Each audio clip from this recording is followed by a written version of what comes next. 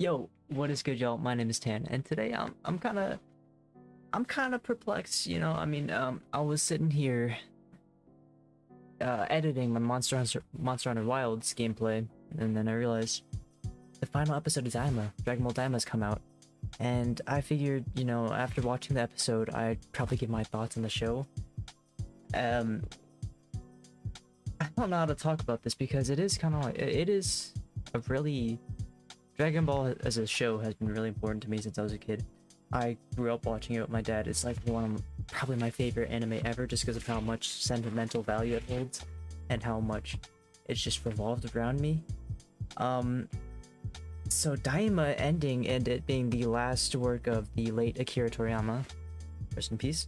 Um, I thought I actually would want to talk about this show because I thought it was really interesting and just kind of spitball my thoughts on how it ended, how I feel about it, and overall as a show. Because I do have I do have thoughts on it, and some of them might be unpopular, but some of them you gotta talk about. And you know what? Why don't we just start with the most recent episode? So if you have not watched episode 20, I think it was called, here, let me pull it back up, Maximum. If you've not watched episode 20, spoiler warnings ahead. If you want to go watch the episode, come back. Totally cool with me. We can. It's cool. No worries. I don't mind. But yeah, we can.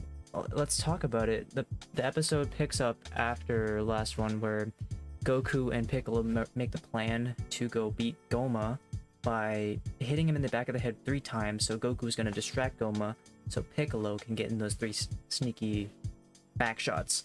And that plan works. It doesn't work at all, I'll be honest. So Goku is essentially clashing with Goma for a little while. These two have these kind of like cool beam clash. Goku actually does a Kamehameha that pierces through Goma and also makes a hole through all 3 of the demon realms. So it like shoots up, breaks a hole, and boom, you've got access to all 3 demon realms through this like giant tunnel that Goku's made. Really cool. Really beautiful, amazing animation, and I thought that was one of the best parts of the episode. It looks so good. It's just amazing eye candy. This whole show has looked amazing, and this is no exception. It was incredible. So Piccolo tries to go attack and break those hit him 3 times in the back of the head. It doesn't work, unfortunately. Goma is able to smack him away right before the 3rd hit, and he is able to regenerate and heal back all his strength and get even stronger, apparently. And in that kind of like area of chaos, he's kind of just like spamming attacks, just kind of throwing electricity out, making the gravity go wonky, and making everybody fly around. And this is where it gets interesting, is to say the least. In the chaos, everybody's being thrown around and attacked. Majin Ku is picked up and thrown kind of right behind Goma. He's kind of floating there, and he kind of just gets 3 quick smacks with this book that the book that Arinsu had, and that's actually that's enough. That's all you have to do. It knocks the eye straight out of Goma's forehead, and Glorio literally just looks at it. It's like, oh, and then just steps on it, and that's it. I think, as taking into account how silly Dragon Ball is, and especially how much Daima has been, that's par for the course. I can kind of understand that. That's cool. You know what? These they are new characters. They kind of deserve to do something. I mean, to be honest, they're strong, but that's only kind of Majin Buu's thing. He's the strong guy. Majin Ku's the smart one. So there's kind of like, you need Majin Ku to do something.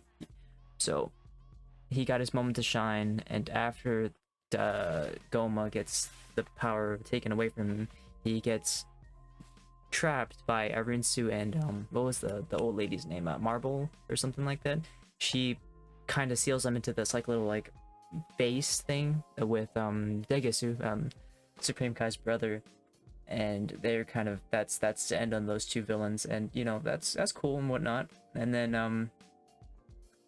the rest of this episode is essentially just like what's gonna happen in the demon realm now that there's no more Demon King. And they decide that Neva kind of states that the person who beat Goma, or the last Demon King, has free reign to be the next Demon King in line if they want to, and that technically would go to Majin Ku because he was the one who got the last 3 hits off, even though Goku kind of put hands on Goma. I'm not gonna lie, Goku was putting the work on for a majority of the fight, but it's cool. Goku is not gonna be the king anyway, so it's fine just to be Ku. I would have liked for Glorio to do it, or maybe even Arinsu, because they were kind of more, they were just kind of with us longer than Majin Ku, and Majin Ku was kind of just made of like he was an experiment to be Majin Buu, so it's like I feel like give it to the more human, or like the more like the less artificial characters, I guess. I don't know how to explain it, but anyways, it's fine regardless, because Majin Ku actually appoints Arinsu as the Vice Demon King, so like he's kind of like as a advisor or something like that. He also appoints Neva, Marble, the what's her face, the Pansy's dad, the king of the 3rd demon realm.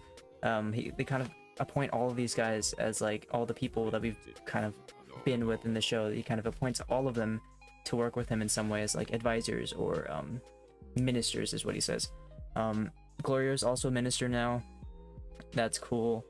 So they're kind of just talking about just doing all that stuff, and now once that's all settled and done, Goku's on his way to get ready and leave, and on the way back, Goku decides to go ask Glorio, hey, can we go to the shop where we got the Medibugs and the Fusion Bugs? And because he says that they're running out of senzu beans. I guess they forgot to plant some. I guess I don't know, maybe they are running low. They kind of fight a lot, so they're probably just low demand, or high demand, low stock. So they go back to the shop and they kind of check out those wares a little bit to kind of see how where the bugs are, and we get like little cool interactions with like Bulma and the shopkeep and like Pansy. Bulma's looking at the bug. She's like, oh, this beauty bug, what, oh, that's gross, why would anybody want to eat these? Until she realizes that it takes 10 years off on your skin to make it all look nicer. So Bulma clears out the entire stock. Oh, I forgot to mention, Bulma also does get the demon, the Majinite ore, like the ones that help you fly or something like that. So that was good. Pansy gives her a bunch of that from Goma's stash, I guess. And yeah, so in the shop we're also brought to the realization that in the back corner of the display case we have the 2 other of the Tertian Oculus, the 2 other third eyes, just sitting there in the jar. The shopkeep says that she knows exactly what they are. She calls them by their name, like their legit name. She says that, oh yeah, if you put this in your forehead you get a lot of power. They're there just because she just has all 3 of them, and they were really expensive, so she only ever sold 1, and like people were kind of like suspicious about it, so she only ever sold 1. The other 2 had just been sitting there forever. So the episode does just end with everybody just like, what? They're just all looking at that jar, and it's just a really silly moment, but I mean, that's kind of where I gotta just be like, come on now,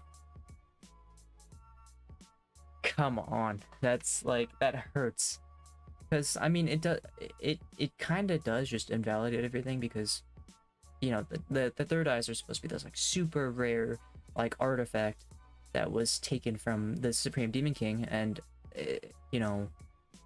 super rare, super powerful, all powerful thing. If it's just sitting in a shop, no matter how much it costs, if you can be the demon lord realm, like the demon lord of the realm, you think more people would just know about it, or like I guess maybe it was just a folklore, and I mean, but it really does kind of just make things feel a little bit more like less kind of hard fought, I guess. I don't know, it just feels less deserved as a win if they're those 2 are just sitting in there, so hopefully they kind of, I don't know, maybe buy those, I guess, and just kind of make sure nobody else gets them, hides them away somewhere. We also get a little conversation for Goku and Vegeta before. It's like they're talking about the fight. Vegeta's like, oh, I could have taken Goma by myself. You know, he's still mad about how Bulma was like, oh, I'm never gonna take a bath with you again if you keep fighting and not be selfish. So Vegeta's upset about that, and then he also gets on Goku's case for telling him, hey, you just had Super Saiyan 4 in your back pocket this entire time? Goku, it is then revealed where Goku's like, oh yeah, I kept training after Majin Buu and I wasn't sure if this would work, so I just had it. I really didn't expect him to just know how to do that. I really did think it was just something locked behind Neva unlocking his power to, you know, to make him go Super Saiyan 4. Obviously Neva did kickstart something that did change him into Super Saiyan 4, but it was really surprising to me that Goku kind of just says, hey, yeah, I got this after fighting Majin Buu because I really wanted to train. Because we got to go into the timeline fact where it's like Daima is before Super, so if Goku can just do this somewhat naturally, or if he has this ability, like he got this from training, shouldn't he be able to do it again by himself without Neva's, like if he trains even more? That's something really interesting and confusing to me. I wonder, like, I gotta look up the videos, you know, I gotta look up the theory videos on what's going to happen and how that could possibly link up with Super in that sense, because if, you know, I would be able to suspend disbelief if it was just Neva who was able to do that, like maybe unlock a power, the hidden potential, kind of like how Guru did with Gohan and Krillin back in the Namek saga. If that was the case, and if that was a similar situation, I think I would understand that a lot better. But for Goku to just, you know, to train and have that, I think it's just, it's like, you know, this was already doomed to happen since like the announcement of the show, because if it was going to be before Super, there's always going to be continuity errors, it's got like all this stuff, you know, it was going to be ironed out. Essentially it had to have been, but they didn't, so we're just gonna wait for like the future to see how that kind of plays into everything. And with Torutaro, the Super manga coming back, and I've been seeing some stuff about the anime potentially coming back. I don't know if it is guaranteed or not. I'm interested about that, but you know, we could potentially see more Super stuff and maybe even more Daima stuff related to Super, you know, kind of finally being brought into that time. But with that, that is the episode. I think as a final episode, I still liked it, but I can understand if anybody feels upset about the episode and thinks it's not good. I totally don't think it's like a good episode, honestly, with how things happened and like played out, but I am okay with it. Like I can work past it. I don't mind. But I do see the genuine like criticisms and how, like, you know, all the faults of that episode. But it, you know, it is what it is. The episode's already over. We can't change it. I can't do anything about it. I just gotta move on. You know, I gotta forget about it. So after talking about this, I do kind of want to give my thoughts about the shows as a whole. You know, overall, I think the show was pretty good. I mean, honestly, I think the only problems I have with it is just, you know, this last episode and like the fact that there were so many like wasted potential things here. I don't know how to like explain it. Like, you know, I don't want to say like potential show, like potential man show or something like that, where like there's so many things that could have happened, but they kind of did set up a lot of stuff for it to not be used at all. I'm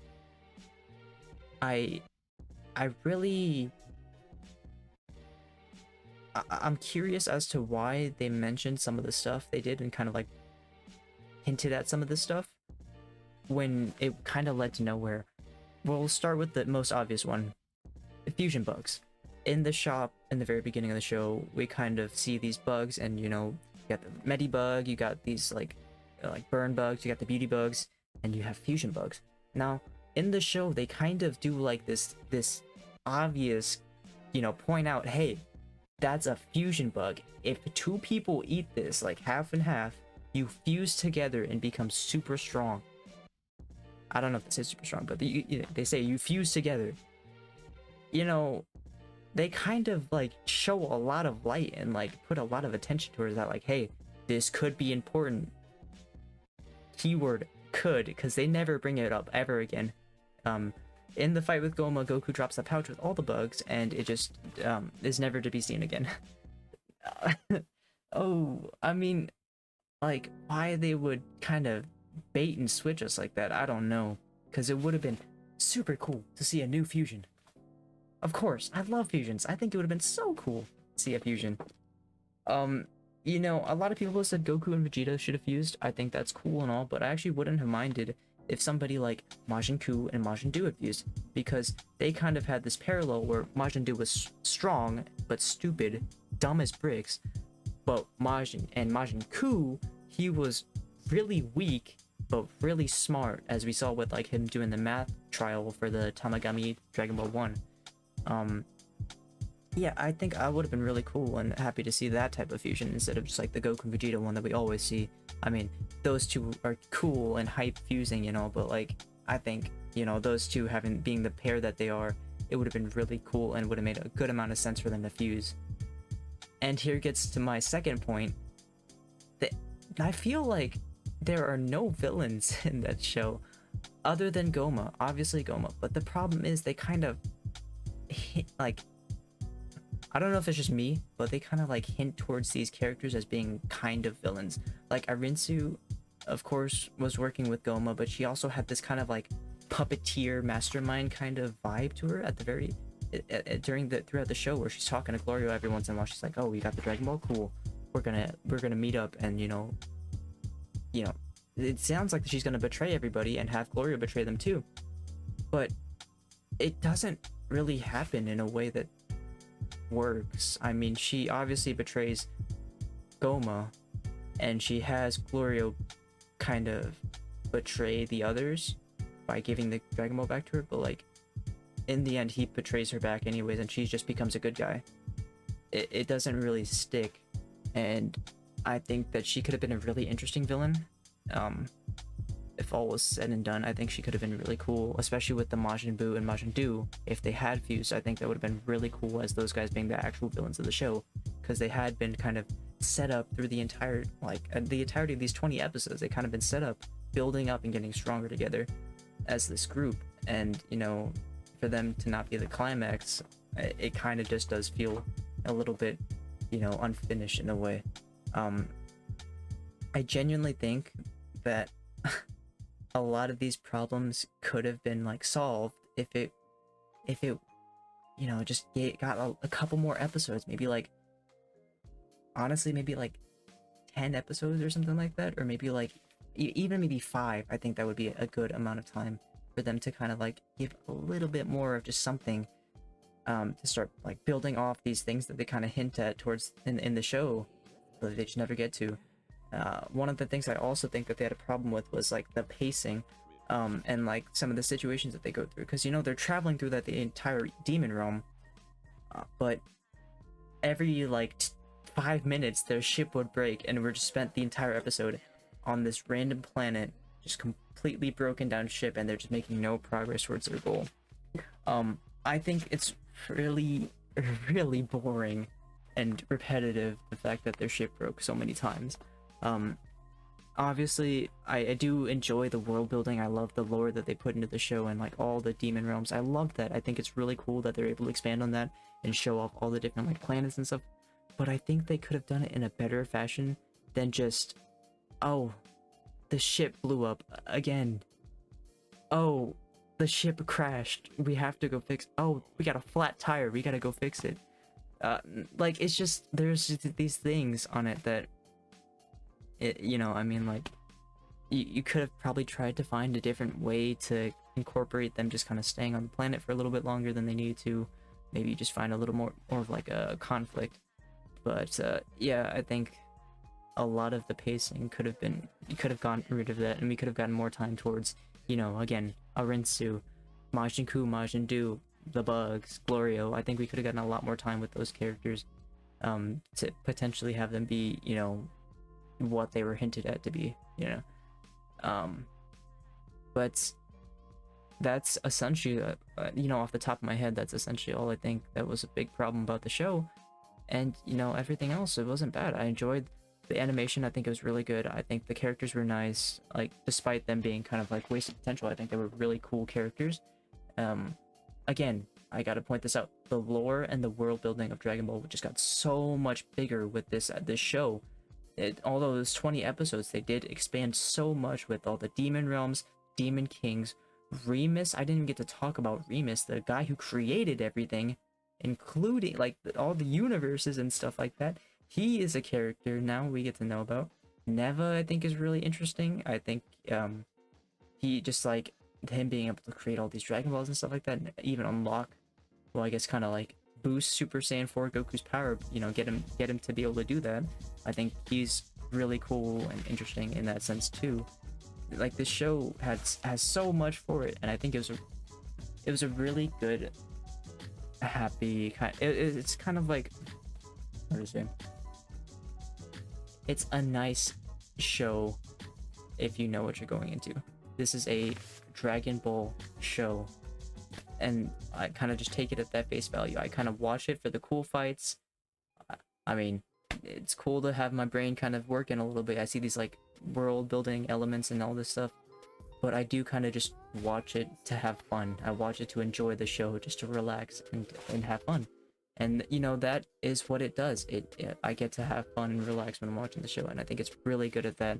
It's a really good cozy show. I mean, you can just watch it and just relax, just cool down. I think it works in that sense. It's not the most thought-provoking thing ever, but you know, Dragon Ball never really was. It was just, you know, it was that show that you just turn on, and I think it just really succeeds at that. I mean, I had so much fun despite the ship breaking, despite the wasted stuff. I mean, I think I had really enjoyed stuff like the choreography of the fights was cool.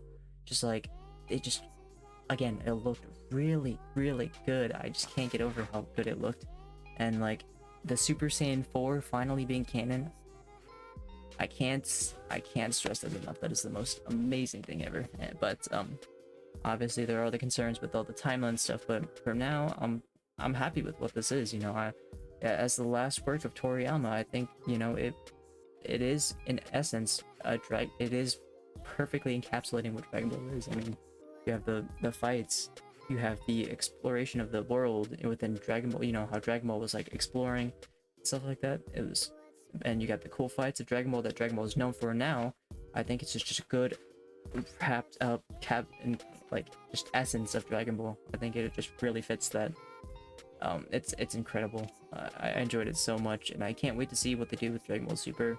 Hopefully they pick it back up, continue from like Moro arc and stuff like that, do all that stuff. I also hope that the manga continues and we get to see more built on the Demon Realm, and I just can't wait. I hopefully get to see that. But honestly, yeah, I think that's about all I have to say. I don't really got anything else. Let me know what you guys think about the episode. If you liked it, if you didn't like it, tell me what you think. I would love to talk about this because it's Dragon Ball. I love talking about Dragon Ball, stuff that I enjoy. But with that, I hope you have a good rest of your night, morning, evening. It doesn't matter as long as it's good. I'll definitely catch you in the next episode, video, and not episode. But yeah, if you want to follow for more content, Dragon Ball content, I got you. But for now, I'm actually doing Monster Hunter. I gotta go back to editing this video, and yeah, I'll catch you in the next one. Bye bye.